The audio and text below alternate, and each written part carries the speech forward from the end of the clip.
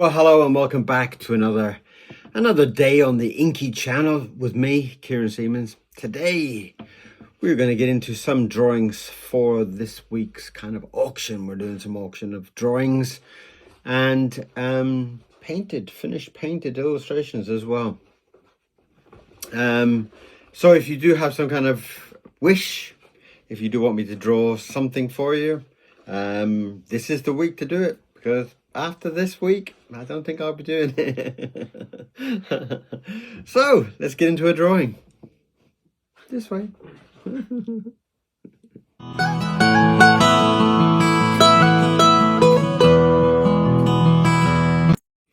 Okay, so a little bit kind of jokey there, but also I don't really like selling my artwork. I just never have. I've never enjoyed it. I do like to kind of keep hold of it. So when I do come around to selling some pieces, it's quite a rare occasion. So I'm hoping that those people that have constantly been asking me for the last couple of years about selling artwork will take this chance to jump on and pick up some goodies. And there's lots of goodies this week, and I will continue to do. I'm not quite sure how many at the moment, maybe 10, maybe 20, as I feel. And we will put them up, and I would love some feedback. But there is also a chance for you to donate to the channel to keep these channel alive. I don't do any sponsorship. I don't get even sponsored by ink. Talons? Come on, Talons. I use about 50 gallons of ink a year. I'm not supported. I'm not sponsored. I don't do any promotions of any sort. So your donations basically keep this channel alive and keep me moving along. So in saying that, even your comments are very supportive, which I love. I love reading your comments. So we're going to get in and we are going to draw something. As usual, there is no pre-drawing. There is no kind of plan. It's just, I don't know, whatever happens. So we'll, let's kind of get in and, I don't know, let's just start with a long wiggly line. A long wiggly line, okay. Well, maybe that could be it could be a nose of some sort. Okay, we could do that. And part of the part of the keeps these channels alive is the fact that it's not scripted, it's not planned, it's just you and me and a piece of paper, and we throw some ink and we see where it takes us. And that's part of the beauty of it. That's why I love it so much. Oh, look at that, my nib fell out. Look at that. All right. Will I be able to put that back in without getting too covered in ink? Oh, that growling is Mr. Miro, my little dog. He seems to be chasing his tail. He is a Chinese crested dog. If you haven't seen, for those, there is a lot of people this month have joined the channel, and very greatly appreciated. A lot of people have joined. There's about 170, I think, this month that have joined, and it's wonderful. And as I kind of say, if you enjoy it, tell your friends. The more the merrier. Right, so let's get in and do some nice kind of eyes. And eyes are the beginning of the character. Once you start to draw from the eyes, everything falls into place, and you really do start to build up a character very, very quickly. And a lot can be said straight away from the eyes. The eyes kind of, you know, are, as they say, is kind of like a doorway to the soul. So once you start to draw your character's eyes, it kind of, oh my God, it builds up a lot. It kind of will tell you a lot, even with the direction of the pupils. A lot of times I don't even put them in until I've kind of drawn a little bit around the face. I will draw the eyes and then I will leave them blank until I find, is he going to be a sneaky character, if he's going to be friendly, if however the character approaches. So sometimes it's not a good idea to kind of get into that too early. And it seems like, I don't know.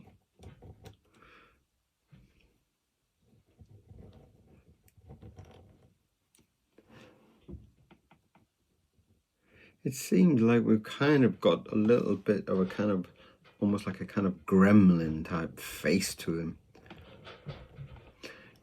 By adding the teeth and such, kind of build up a lot. Kind of give him that kind of gremlin type appearance. And again, it's a very good practice to not get too regular with things. If you see you've done 2 teeth this side, 2 teeth that side, sometimes it's nice just to vary it, you know, maybe just add an extra one just to shake things up a little bit.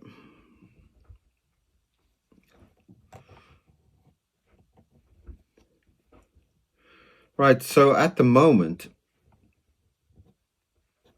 when I did the eyes and the nose, I was thinking mouse. Maybe it looks kind of mousy, but now I've done this mouth, this very wide mouth. It's kind of like a gremlin or a monster or something. So I'm kind of just going to follow my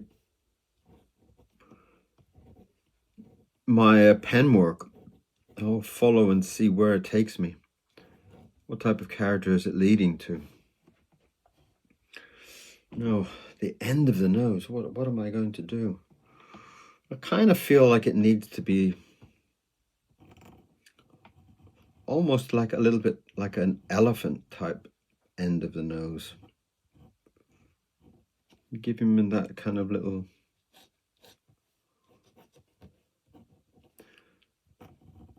or a tapir.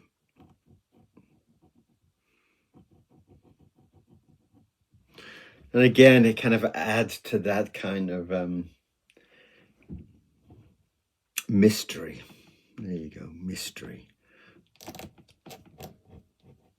It adds to the mystery of what this beast is going to be.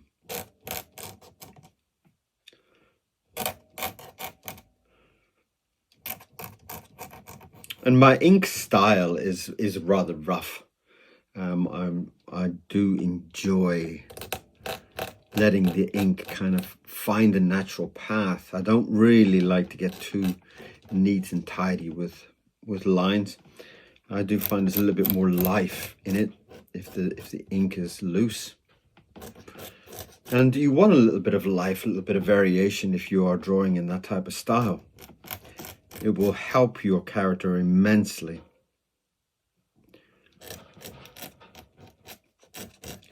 And as you're putting down your lines, you're starting to see a different shape. Already, the beginning was looking at like a very wide type of head, thinking it might be quite a big square type of character. But I've brought this in, I brought the cheeks in, giving it that feeling that it has a very thin neck, which I think is beautiful.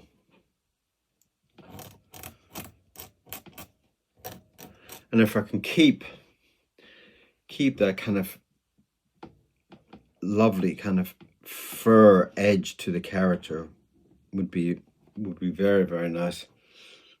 At this point, I don't know if you can see that there is a drop of ink that's fallen, that's kind of made the eyes kind of look down, and that kind of naturally tells me that that is where I should do the eye, exactly where that ink has fallen. And, you know, in a strange kind of way, by following your ink, following where it has fallen, kind of gives you a wonderful character. It gives you that wonderful expression, very natural. So again, by following what your drawing is already giving you. And I find that if you kind of listen to your drawing as you're working through it, you will find that it's kind of giving you clues of what is hidden in that paper. The character is hidden in the paper and it's coming out. And if you're following the drops and mistakes that you do, you might make a mistake, but maybe you're not making a mistake at all. Maybe you just think it's a mistake. Maybe it's the paper kind of telling you this is what the character looks like. And the best thing for you to do is to follow it. Let the paper kind of talk to you. Let the ink talk to you. And you will find that you will come up with a very original appearance to your character. You know, if you're always drawing the same type of shapes and the same type of characters, and you're doing the same type of expressions, things get very samey, and you can get very bored with your own drawing. You know, you might always do eyes to the side or eyes directly in the middle. It might work out that if you're listening to your drawing,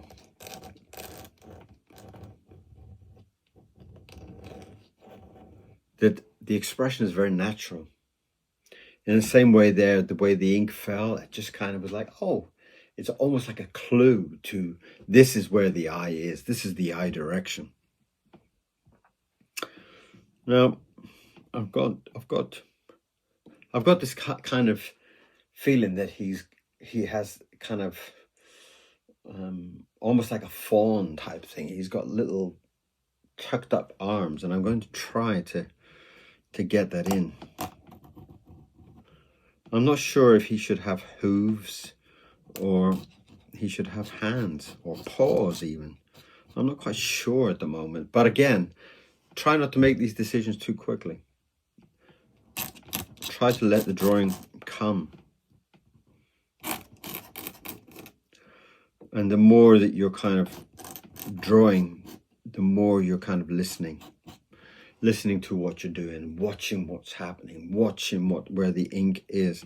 You will find that you're coming up with some very different drawings, different from what you're usually doing.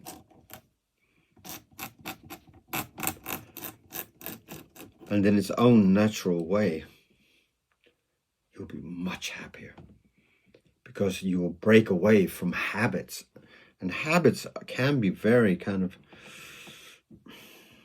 you know, I mean, it's difficult to say each person is different, but I usually find that if I've got into a habit of drawing a circle to start a character, drawing a pear shape for his body, you will stick with those habits and you'll be afraid to move away from them.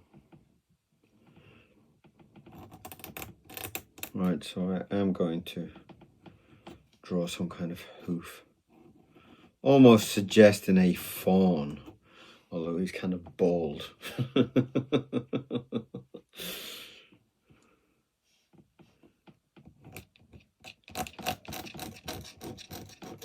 But again, it's a character that is so different. I wouldn't have planned it. I wouldn't have thought about a character like this. If I was to sit and you would say, draw some kind of forest creature, I would have no idea. But sometimes when you're just kind of like sketching loosely in your sketchbooks, start off with something different. Start off with long lines or something like that, something very different from you drawing a circle, starting off with a circle. Start off with some long lines and just kind of work with them and see where it takes you. Or start off with a triangle, you know.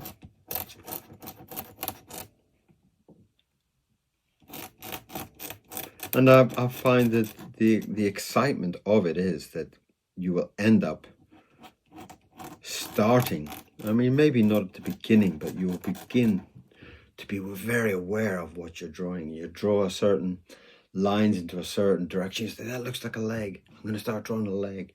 And you haven't even drawn the body yet, you know. But it will lead you. It will lead you into a very, very beautiful and very creative process. Now, again, when I'm working on a book, and this is a good, very, very, very good way to work.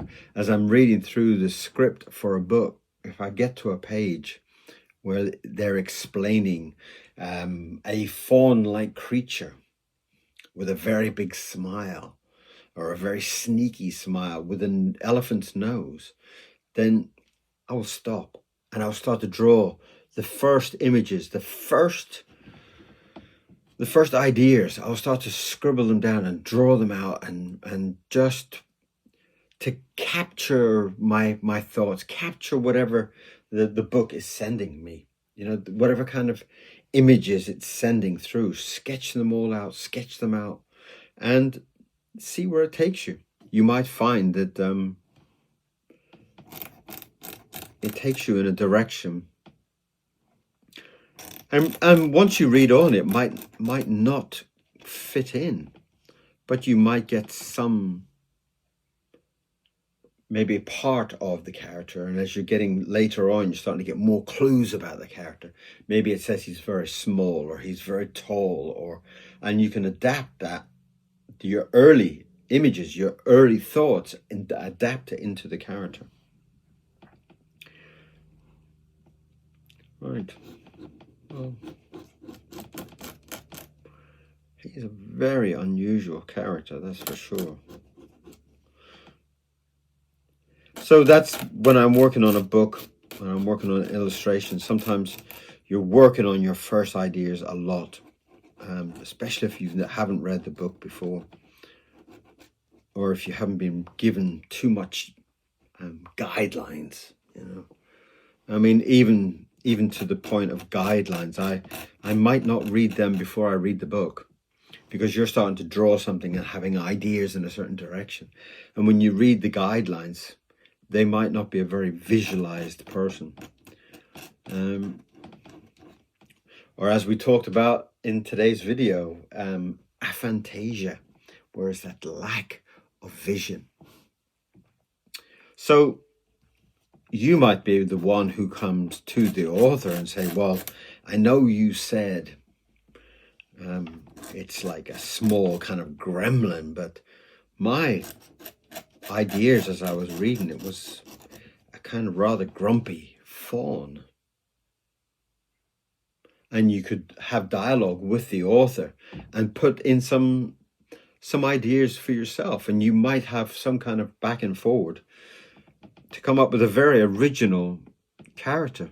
In fact, I remember that's kind of how it was with the Gruffalo, that he'd kind of read through a description of, you know, it kind of looks like a goat and it's got eyes of fire, and he was kind of like drawing all of these pieces onto, and again, when he approached the author, Julia Donaldson, it was very much about, that's not what I was thinking.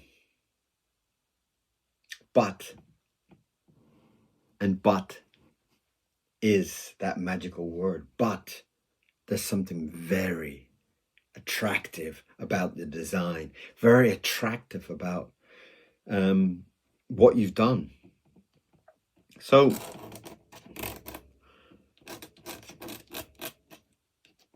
it is a very, very beautiful way to work on characters. I've generally found that working with authors, although they talk a lot about what they want, and in most cases they're kind of clutching at ideas because they're not very visualizing, and they're clutching at ideas and giving you their clutches, you know. It's kind of like Spider-Man, but not really Spider-Man, and you know, okay, where do I go from it? Sometimes it's more confusing. So my advice would be to read the story, read the script yourself, and work from your vision. As an artist, you might have a bit more flair with it. You might have something that will change the whole direction. That's quite nice. Grumpy fawn.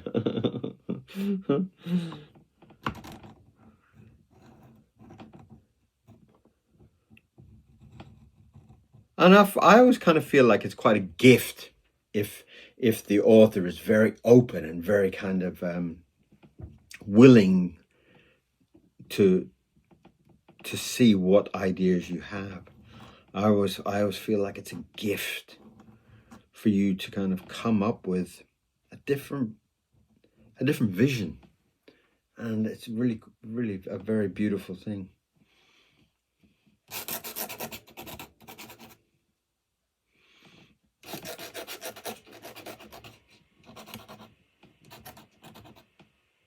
So, the grumpy fawn. There you go. I honestly did think that when I did the eyes in that long thing, it was going to be a mouse of some sort, possibly a rat or something along that lines. I had never expected to draw a fawn.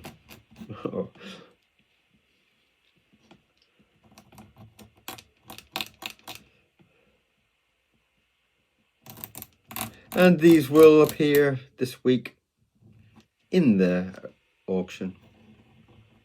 And I'm hoping to get some interest from you. I'm hoping to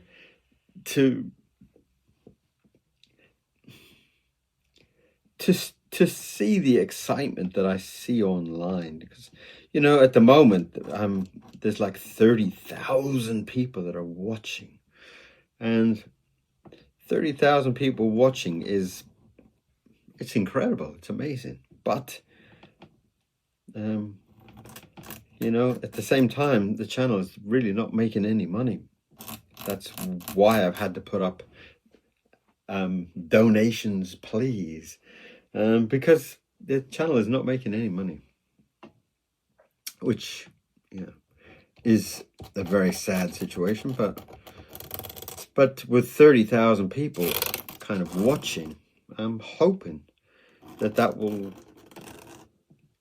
change a little bit once I'm starting to do the auction, and there will be the same type of interest on the artwork.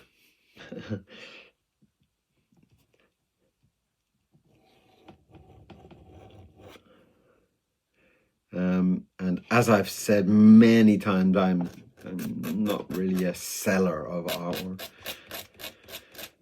although it would help financially. I don't like to do it. I don't like to sell. I don't like to sell drawings. So this is an incredible opportunity. And who knows, when I'm, you know, when I'm kind of dead and gone, there might be like Van Gogh or something like that, you know. Oh, I've got an original Kieron Seamons hanging in my toilet. Really? Wow, let's have a look. Oh, it's just sold for £35 million. I bet Van Gogh didn't say that. I bet Van Gogh was kind of thinking, nobody wants it. And now, everybody wants one. So, come and buy the beautiful grumpy fawn. I will put some paint on these. I've already started to paint some of them. And we did a lovely goldfish this morning. Go and watch that video. That was such a good video. That was where we talked about aphantasia and fish. So it was aphantasia fish was the title of that video, and I thought it was a beautiful one. I really like that one. I might buy that one myself, you know. So there you have it. I hope you enjoyed today's drawing. I hope you had a very relaxed afternoon. And that's part of what I want this channel to be. I want it to be a nice relaxing place where you can just watch people draw and people talking. There's no scripts, there's no planning. It's just a beautiful afternoon with you and me, and me rambling on about whatever. And we come up with a very original, very special drawing. So thank you very much for being here. And if you haven't subscribed, please do. Please join the subscription. The subscription doesn't cost anything. It's all free. So you just push that button and my videos will pop up. And if it interests you, you can watch more of it. So it's not like a subscription where you have to pay for it. It's all free and it's all relaxing and it's all beautiful. So have a beautiful day. Keep drawing and keep watching. Come back and watch more videos, and I'll see you soon. Bye-bye.